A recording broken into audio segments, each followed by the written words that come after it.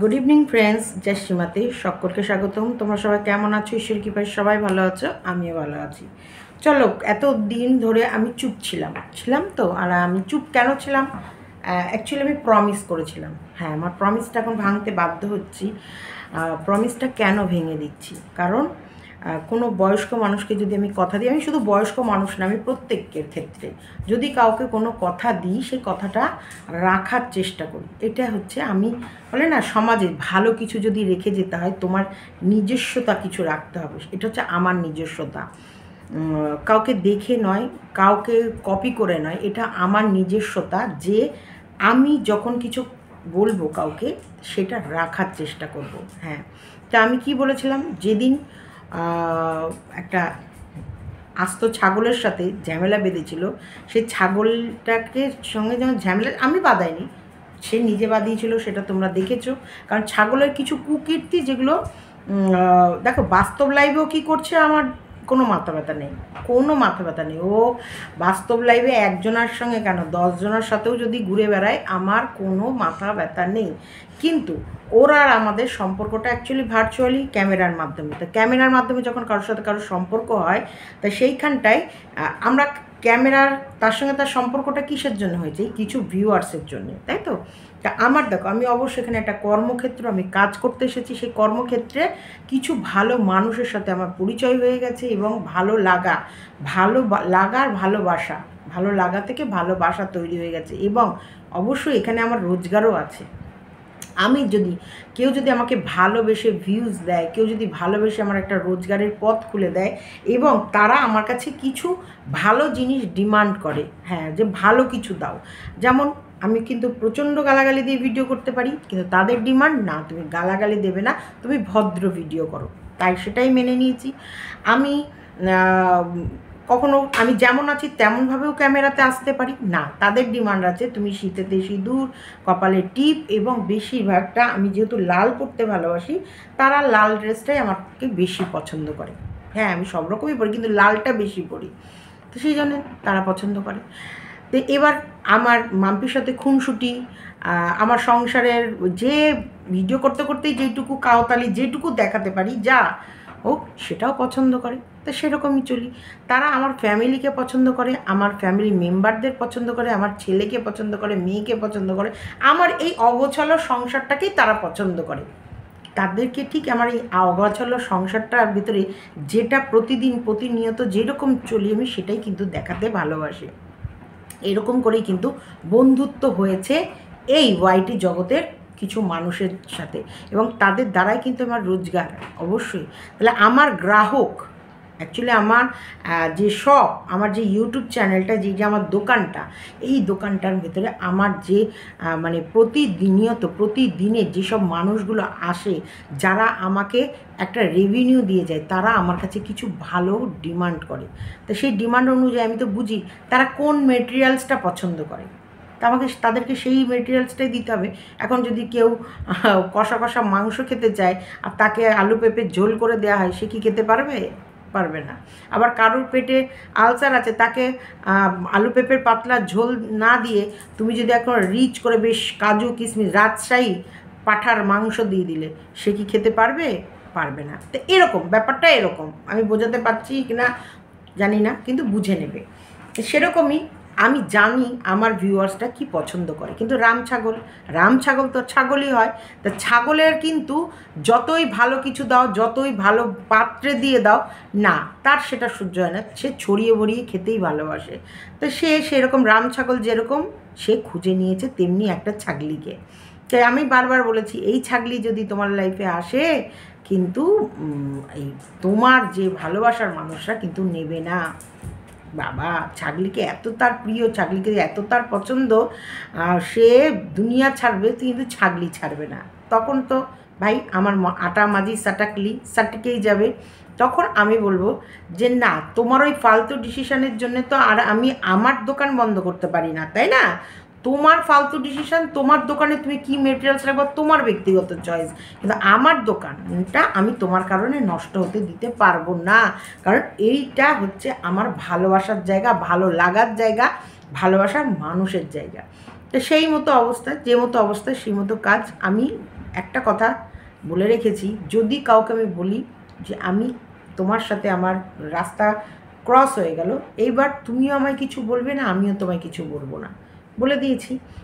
কিন্তু এই রাস্তা ক্রস হওয়ার পর আমাকে যদি বারবার করে গুতায়, বারবার করে গুতায়, বারবার করে গুতায়, বারবার করে খোঁচা মারে, আর কিছু মানুষ শুধু বারবার বলতে পারছে কেন পার্সোনাল কিছু আছে নাকি, পার্সোনাল কিছু বেরিয়ে আসবে নাকি, দেখো আমার দম আছে, পার্সোনাল হোক বা প্রফেশনাল হোক আমি প্রত্যেকটা জায়গা পরিষ্কার রাখি একদম। আমার যেখানটায় যদি আমার এখান থেকে এই যে এটাও যদি আলাদা হয়ে যায় না, আমি তবুও যদি অন্যায় করে থাকি আমি সত্যিটাই বলবো, ইয়েস হ্যাঁ এটা আমি করেছি, হ্যাঁ কিন্তু আমি তোমাদের কাছে কি তুলে আনছি, আমি তোমাদের সাথে কি শেয়ার করছি, আমার লাইফস্টাইলটা তোমাদের সাথে আমি কি দেখাচ্ছি, আমি কোন জায়গা কোন অ্যাঙ্গেলটা বা কোন পজিশনটা দেখাচ্ছি বা কি বক্তব্য রাখছি বা কোন জিনিসটা আমি প্রচার করছি, যে যেখানটায় আমার ভিউয়ার্স খারাপ ভাববে বা সমাজের কাছে খারাপ বার্তা যাবে, করছি কি না। এই যে ব্ল্যাকমেলিং বা এই যে বারবার চুপ থাকে, তার মানে কি গোপন কিছু আছে যে বলা বলি হয়ে যাবে, কে বলবে কে বলবে।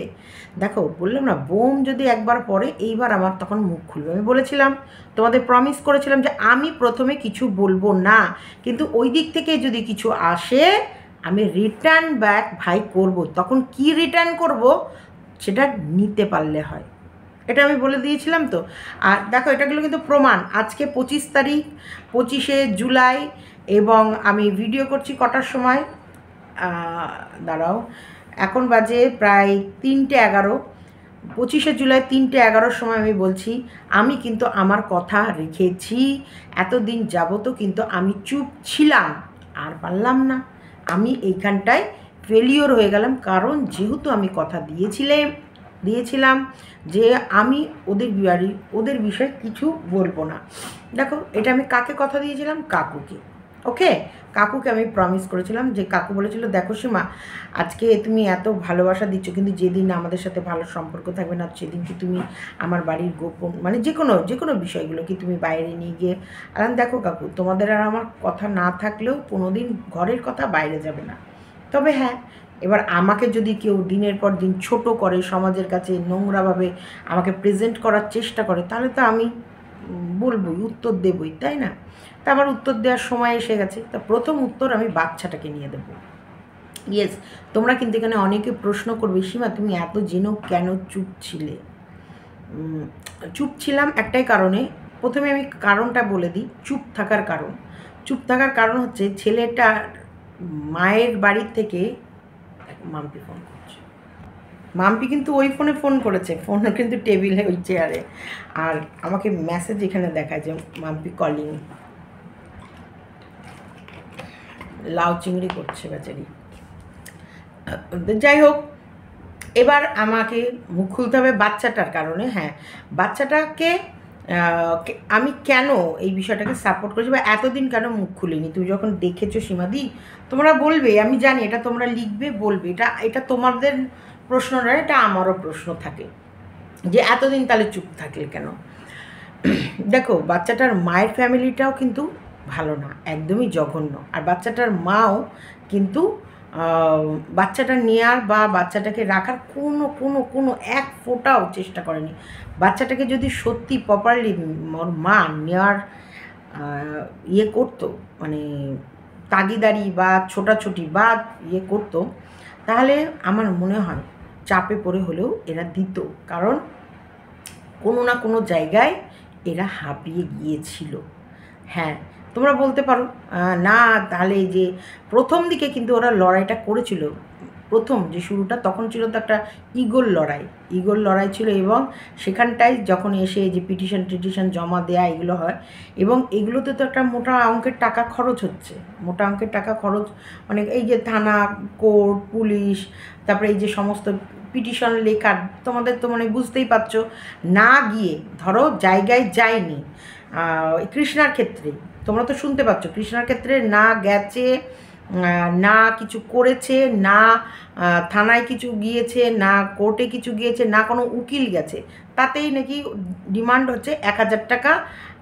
এবং 1,000 টাকা দেয়নি বলে মানে উনিই নেয়নি, উনি আমায় বলেছে থাক গাছিমা তোমার বান্ধবী ছাড়ো, ওটা আমি ইয়ে করে দেবো।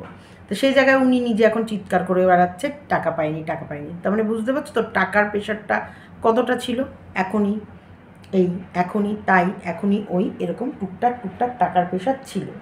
আর মানে যতটা বাইরের ডিমান্ড হয়, যতটা বাইরের লোক মানে অন্য উকিলরা যেভাবে এরকম বড় বড় মোটা মোটা অঙ্ক চায়, ওনার অঙ্কটা কিন্তু অতটা ছিল না, কিন্তু খারাপও ছিল না, একদম খারাপও ছিল না। এবং এই ছেলেটাকে সামনে রেখে, বাচ্চাটাকে সামনে রেখে বারবার করে বাচ্চা নিয়ে চলে যাবে, বাচ্চা নিয়ে চলে যাবে, এবং এদের ইগোর একটা লড়াই চলছিল বলে এরা প্রথম দিকে চেষ্টা করেছে, কিন্তু পরের দিকে একটু কিপটে তো, প্রচণ্ড কিপটে। যখন দেখছে খরচের পর খরচ বেড়ে যাচ্ছে, খরচ বেড়ে যাচ্ছে, আর এবং ইনিও নানান কৃত্তিকলাপে নানান কেসের প্ররোচনা দিতে শুরু করে দিয়েছে। মানে আজকে এই কেসটা করতে হবে, ওই কেসটা করতে হবে, ওর এগেনস্টে এইটাকে করতে হবে, ওর এগেনস্টে ওটা করতে হবে। ভালো করে মন দিয়ে শোনো, আমি মুখে কারোর নাম উচ্চারণ করব না, আমি কারোর কিছু বলবো না, আমি শুধু বলবো তোমরা মিলিয়ে নেবে, বুঝে নেবে।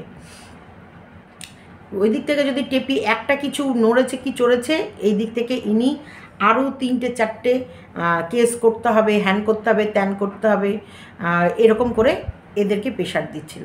আর এরা একটা কিপটের মতন, এরাও যখন দেখছে হ্যাঁ এই কেসে জর্জরিত হয়ে যাচ্ছে, কেসের পর কেস, আর কেস করলে তো হবে না, তারপরে তো কেসটা চলবে, কেসটা তো চালাতে হবে, এটা তো দীর্ঘমেয়াদী, তখন এরাও ক্ষিপ্ত হয়ে যাচ্ছে। লাস্টে এরা একটা সময় এমনই যে যদি সত্যিকারের মানে একটু বেশ কষে মষে যদি ডিমান্ড করতো, তাহলে কিন্তু এরা নিজের থেকেই কিন্তু ছেড়ে দেবে বলে এরাও কিন্তু মেন্টাল প্রিপেয়ার। ক্যামেরাতে দেখায়নি না, এটা কিন্তু ক্যামেরাতে দেখায়নি বা কারোর কাছে ইয়ে করেনি, কিন্তু এটা কার কাছে করেছে? অবশ্যই আমার কাছে করেছে। আমি যখন বলেছি দেখো আমি তো আইন বুঝি না, আমি তো কানুন বুঝি না, আমি তো তোমাদেরকে বলেছি আমি আইন বুঝি না, কানুন বুঝি না, কিন্তু এই যে বারবার যখন অন্য দিক থেকে চাপ আসে, যখন এই দিক থেকে চাপ আসছে, আর ছাগল যখন রাম ছাগল যখন শুনতে চায় না, রাম ছাগলও কিন্তু টেরা, রাম ছাগল আর ছাগলগুলোর বাবার সাথে কথোপকথন করেই কিন্তু পায় বই। যখন এই টেরা যখন বলবে না আমি শুনবো না, আমি এই টাকার ব্যাপার যখনই চলে আসে, তখন এ ওই দিকে খেঁচলা মেরে যায়, আর ওই দিকে বলে না করলে আমি ছেড়ে দেবো, আমি করবো না, এ হেরে যাবে, এই কেস থাকবে না, এই যখন তখন ছেলে এসে নিয়ে চলে যাবে, এই করবে ওই করবে সেই করবে। তখন এরা বলতো নিয়ে গেলে নিয়ে যাগা, আর আমি পারছি না। কারণ হ্যাঁ এরা ভালো খেতে পারে, ভালো পড়তে পারে, সমস্ত ভালো ভালো জিনিস তৈরি করতে পারে, কিন্তু এটার জন্যে এতি বের করতে পারে না, একদমই পারে না। আর এইদিকে এতি ছাড়া ইনিও চলতে পারে না।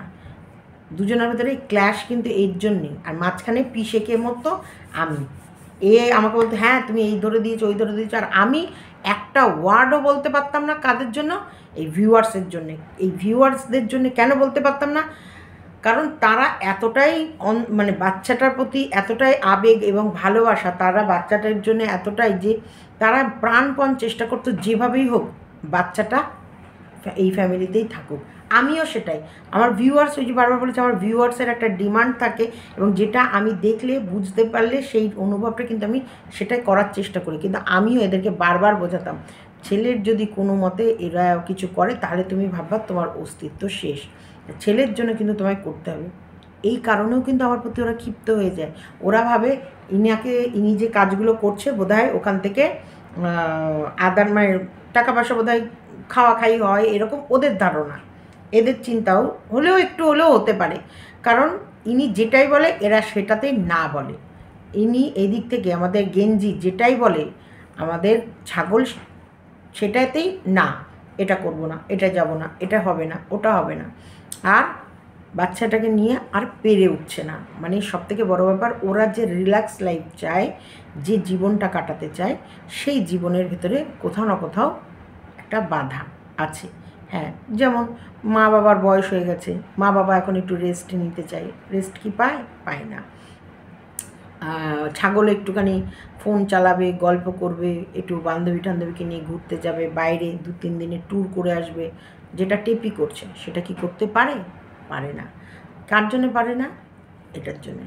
তোমরা দেখেছো ওকে ভালো ডাক্তার দেখাতে, ভালো করে ফুল বডি চেক আপ করে ভালো স্পেশালিস্ট, চাইল্ড স্পেশালিস্ট ভালো ডাক্তার দেখিয়ে, এবং তোমাদেরকে ওর মাসে মাসে একটা চেক আপ, আমরা এই টাইমের বাচ্চাদের, এই যেহেতু আরও ওরও মা চলে গেছে, সেই ক্ষেত্রে এরকম ধরনের বাচ্চার মেডিটেশন লাগে, এই ধরনের বাচ্চার জন্যে একটা প্লেগ্রাউন্ডে গিয়ে মাঝে মাঝে খেলার জন্যে খেলতে নিয়ে যেতে হয়, মাঝে মাঝে ঘুরতে নিয়ে যেতে হয়, এবং তোমার হচ্ছে ভালো ডাক্তারের সাথে কনসাল্ট করতে হয়, মানে অন্তপক্ষে মাসে একবার করে হলো ফুল বডি চেক আপ করিয়ে আসতে হয়, টিকা যেসব টিকাগুলো নেওয়ার দরকার সেগুলো, ভ্যাকসিনগুলো সেগুলো সমস্ত কিছু নিচ্ছে কি না সেগুলো নিয়ে কোনো দিন তোমাদের সামনে তুলে ধরেছে? কোনো দিন দেখিয়েছে? কোনো দিন এগুলো করেছে? কখন ডাক্তারখানায় নিয়ে যায়? যখন আর পারে না, যখন দেখে আর কোনো উপায় নেই, তখনই কিন্তু ডাক্তারখানায় নিয়ে ছোটে। তার আগে পর্যন্ত যে ছোটোখাটো বা প্রতি মাসে চেক আপ কোনো দিন করে না। এরা পয়সাটাকে এত ভালোবাসে। হ্যাঁ, এরা শুধু পয়সা, আর পয়সা নিয়ে কি করব, শুধু জিনিস, মানে রাজশাহী ব্যাপার, রাজশাহী, নিজেদেরকে একটা রাজশাহী জায়গায় তুলে ধরবো, রাজশাহী ব্যাপার এদের। মানে আমি আরও বলবো, আরও প্রত্যেকটা নিয়ত প্রতিদিন প্রত্যেকটা জিনিস বলবো, ধীরে ধীরে বলবো, ধীরে ধীরে, খাওয়া থেকে শুরু করে ওর পারবারিশের প্রত্যেক দিন, এডুকেশান থেকে শুরু করে সমস্ত বলবো। আর কাকুর ওপরে ও টর্চারিং, সেটাও বলবো, আস্তে আস্তে বলবো, একসাথে বলবো না। না, একসাথে বললে কি হবে, মানে তোমাদের বিষয়টা ফুরিয়ে যাবে, তাই আমি একসাথে বলে ফুরাবো না। ধীরে ধীরে ধীরে ধীরে বলে না, একদম slowly slowly, very slowly slowly তোমাদেরকে একটা একটা জিনিস তুলবো, ওই বাড়িতে কি হয় এবং কেন আমার যাওয়া নিয়ে ওদের এত প্রবলেম হলো, এবং কেন আমার যাওয়াটাকে বন্ধ করলো, এবং কে করলো, কী জন্যে করলো, সমস্তটা ধীরে ধীরে। এবং এটাই কি ওর ফার্স্ট কীর্তি, না আরও আগেও কোনো কীর্তিকলাপ ছিল? ছাগল কি আগেও ছাগলি পেয়েছিল, এবং সেটা কি একটা, না অনেক ছাগলির সাথে ছাগল চড়তে গিয়েছিল? সমস্তটা আস্তে আস্তে, স্লোলি স্লোলি, ধীরে ধীরে ধীরে ধীরে, বলে না, জোরকে ঝটকা হায় ধীরে সে লাগা, হায় লাগা, শাদি বন গাই হাই উমর ক্যাদ কি সাজা। এটা ব্যাপারটা তোমাদের কাছে যে কোনো বিষয় আমি ভীষণ স্লোলি স্লোলি আনবো, কারণ প্রমিস করেছিলাম আমি, কাকু আমি প্রমিস করেছিলাম না তোমায়? আমি চুপ ছিলাম কি না বলো? তোমরা ভিডিও দেখো না, তোমরা কাকে কান নিয়ে গেছে বলেই তোমরা নিজের কানে হাত না দিয়ে তোমরা কাকের পেছনে ছোটো, এবং ছুটে কি করো, আমার পেছনে লাগো। দেখো, আমি তোমাদেরকে অনেক আগে বলেছিলাম আমার পেছনে ভুল করেও লাগবে না, আমি কিন্তু একটা কন্ট্রোভার্সি ক্রিয়েটার, আমার কিচ্ছু যায় আসে না। যেখানটা আমি আমার লাইফ, মানে আমার জন্মটাকে আমি শেয়ার করতে পারি, আমি তো আরও অনেক কিছু শেয়ার করতে পারি, আমার কোনো যায় আসে না। আমি আমার ডেলি পার্টের প্রত্যেকটা ইঞ্চি ইঞ্চি আমি তোমাদের সাথে শেয়ার করতে পারি, কিন্তু করি না কেন? আমার ভালোবাসার মানুষরা চায় না আমি সব কিছু শেয়ার করি, তার জন্যে করি না। কিন্তু যখন আমার ভালোবাসার মানুষরা চাইবে আমি শেয়ার করব, তখন করব। আমি ভয় কি আমার ছেলে মেয়েকে পাই? একদমই পাই না। ভয় কি আমি সুব্রত মজুমদারকে পাই? একদমই পাই না। একটা জিনিস, ওই একটা বলে না, পেঁয়াজের ওপরে যে একটা পাতলা খোসা আছে, থাক, আমার কোনো অসুবিধা নেই। আমাকে ধরে টানাটানি করলে লস, তোমাদের চরম লস। আমি শুরুর দিন থেকে বলছি, আমাকে খুঁচিও না। আর কিছু কুকুর যা আছে ঘেউ ঘেউ করুক না, ওদেরকে নিয়ে আমার কোনো যায় আসে না, কোনো মাথা ব্যথা নেই। কারণ আমাকে যারা ভালোবাসে আর তারা খুব ভালো করে জানে ওই পাগলিগুলো কি বলছে আর পাগলিগুলো কি করছে, কোনো যায় আসে না। আমি দেখো, আজকে একটা কথা, এই যে চুপ থাকার মজাটা কিন্তু আলাদা। এই যে চুপ ছিলাম, ধৈর্য ধরেছিলাম, আজকের ডেটে কিন্তু কেউ বলতে পারবে না তোমাদেরকে আমি বিক্রি করছি, কেউ বলতে পারবে না।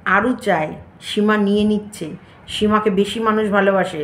তোমাদেরকে যদি এই দেয় তাহলে সীমাকে কি কি দিচ্ছে, সীমাকে তলায় তলায় কত না কি দিয়ে ফেলছে, তাই না?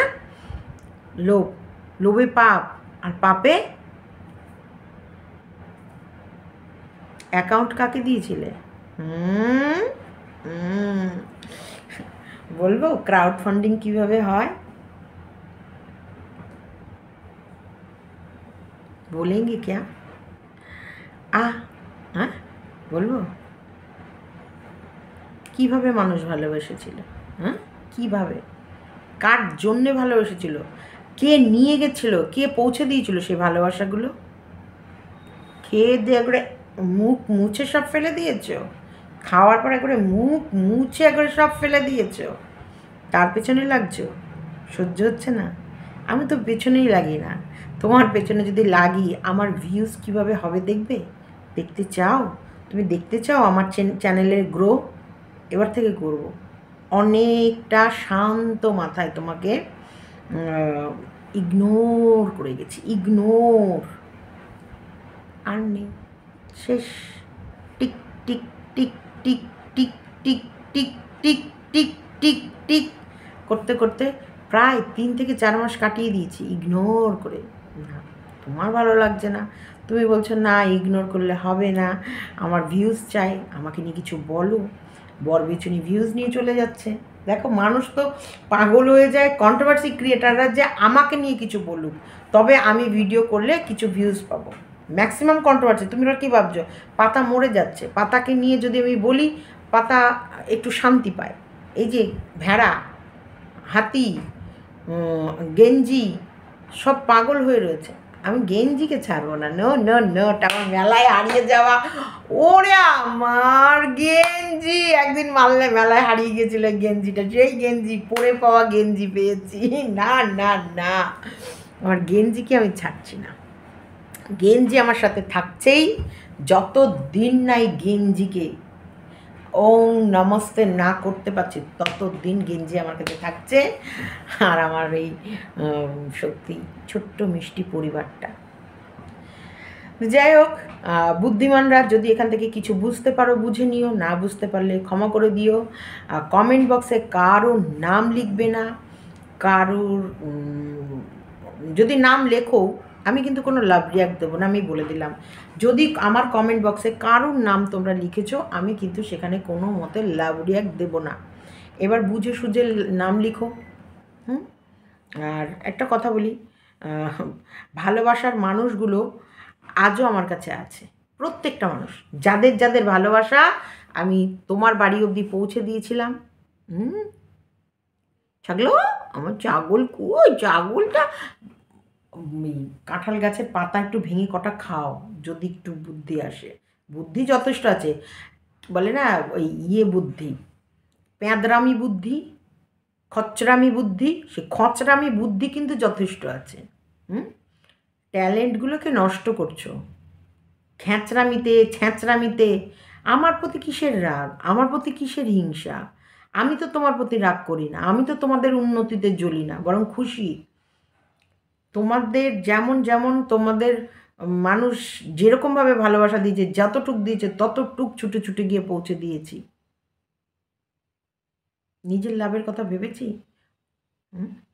ভেবেছি? শুধু ভেবেছ যে তোমাদের কাছে গেলেই আমার লাভ, গেলেই আমার টাকা, গেলেই আমার ইনকাম। নিজেদেরকে এবারে রথি মহারথী ভেবে ফেলেছে না? হ্যাঁ, সেই যেই মানুষগুলোকে নিয়ে গেছিলাম তোমার কাছে, যে ঝোলাই করে ব্যাগ, কাঁধের মধ্যে ব্যাগ ঝুলিয়ে, তাদেরকে ধরে রাখতে পারো নি? কোথায় তারা? কথা বলে না, ফোন ধরে না, আর মেলামেশা করছে না সেই আগেকার মতন প্রত্যেক দিন ফোন করে কি খেলে, কি উঠলে, কি বসলে, আর জিজ্ঞেস করে না, না?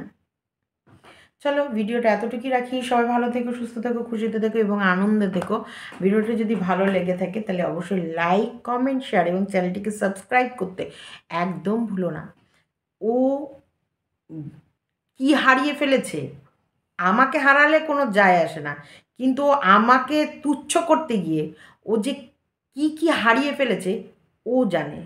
জানিস না ছাগল? জানিস কি না বল? জানবি, আরও জানবি।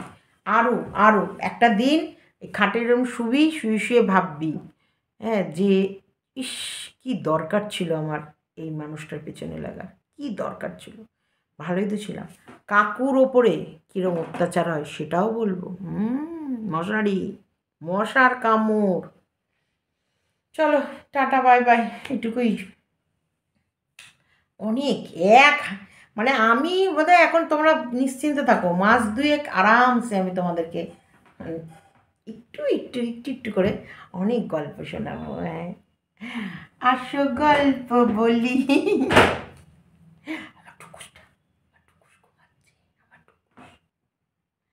অনেক গল্প, ঠাকুমার ঝুলি খুলবে, ঠাকুমার ঝুলি খুলবে, অনেক গল্প বলবো। সব থেকে বড় ব্যাপার, যার মানে যার জন্যে লড়াই করেছিলাম সেই বাচ্চা, এরটাকে ডিটেলসে বলবো, আরও ডিটেলসে বলবো, সুন্দরভাবে বলবো। রাতে লাইভে আসছি।